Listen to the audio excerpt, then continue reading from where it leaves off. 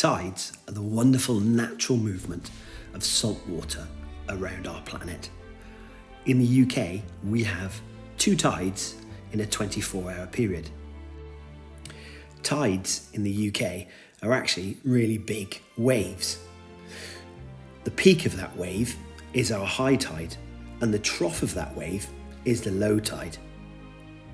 Our waves hit Land's End and split, so half of the wave goes all the way around the UK, Wales, Scotland, and down to the Thames estuary. The other half goes up the English Channel to the Thames estuary.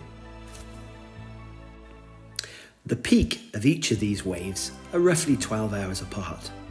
So that means between the 2 peaks, there are 6 hours where the tide is falling, and then 6 hours where the tide is rising.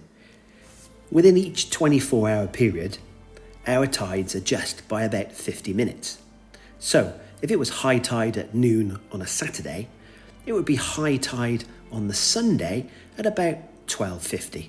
The 2 tidal waves that travel around the UK in the 24-hour period create the movement and flow of the water.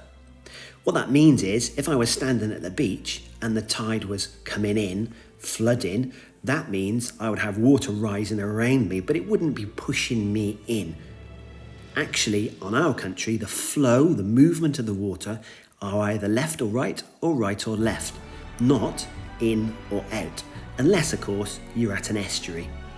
A rising or flooding tide can be dangerous because the water rising around you can indeed cut you off.